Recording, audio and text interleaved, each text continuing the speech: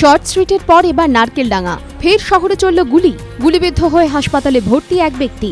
মঙ্গলবার সকাল 7:15টা ছেলেকে স্কুলে দিয়ে হেঁটেই বাড়ি ফিরছিলেন সুরিন্দর সিংহ নামে এক ব্যক্তি। প্রত্যক্ষদর্শীরা জানিয়েছেন, সেই সময় নারকেলডাঙ্গা পোস্ট অফিসের সামনে দাঁড়িয়েছিলেন 3 ব্যক্তি।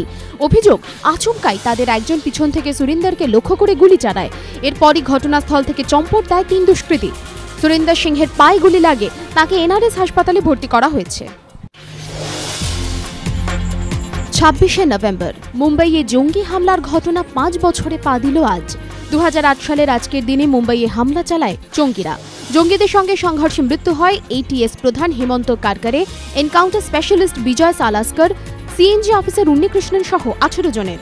নিহতদের প্রতি আজ শ্রদ্ধা জানান মহারাষ্ট্রের মুখ্যমন্ত্রী পৃথ্বীরাজ চৌহান, কেন্দ্রীয় মন্ত্রী শশী থারুর সহ অন্যান্যরা। অনুষ্ঠানে যোগ দেন নিহতদের পরিজনরাও। ইতিমধ্যে ফাঁসি হয়েছে আজমল কসাবের, কিন্তু হামলার সেই স্মৃতি আজও মুম্বাইবাসীর মনে তাজা। দূষণ কম, খরচও কম, বিশ্বজুড়ে তাই ক্রমেই নদীপথে পণ্য পরিবহনের কদর বাড়ছে। এই লক্ষ্যে ভারতে 1985 সালে গঠিত হয় inland waterways authority of India বা জাতীয় জলপথ কর্তৃপক্ষ। দেশের 5টি জলপথকে জাতীয় জলপথ হিসেবে চিহ্নিত করে পণ্য পরিবহনের পরিকল্পনা শুরু হয়। এর মধ্যে সবথেকে গুরুত্বপূর্ণ হল 1 নম্বর জাতীয় জলপথ। হলদিয়া থেকে হুগলি, ভাগীরথী এবং গঙ্গা হয়ে ইলাহাবাদ পর্যন্ত 1620 কিলোমিটার দীর্ঘ এই জলপথ।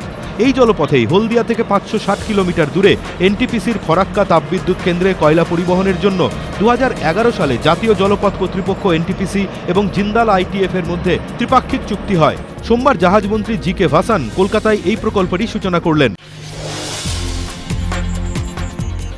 লগ্নি সংস্থার দৌরাত্ম্য ঠেকাতে ফের নতুন একটি বিল আনছে রাজ্য সরকার। কেন্দ্রীয় স্বরাষ্ট্র মন্ত্রকের প্রস্তাবিত সংশোধনীগুলি অন্তর্ভুক্ত করে বিধানসভার চলতি অধিবেশনেই এই বিল পেশ করা হবে। অর্থ দপ্তর সূত্রে খবর, লগ্নি সংস্থার সম্পত্তি বাজেয়াপ্ত করার প্রক্রিয়া আরও মসৃণ করতে কয়েকটি সংশোধনী আনা হয়েছে। নতুন বিলটি কবে পেশ করা হবে তা ঠিক হবে মঙ্গলবার কার্য উপদেষ্টা কমিটির বৈঠকে। তার আগে চলতি বছরের 30শে এপ্রিল বিধানসভায় পাশ হওয়া অর্থলগ্নি নিয়ন্ত্রক বিল প্রত্যাহার করে নেওয়া হবে।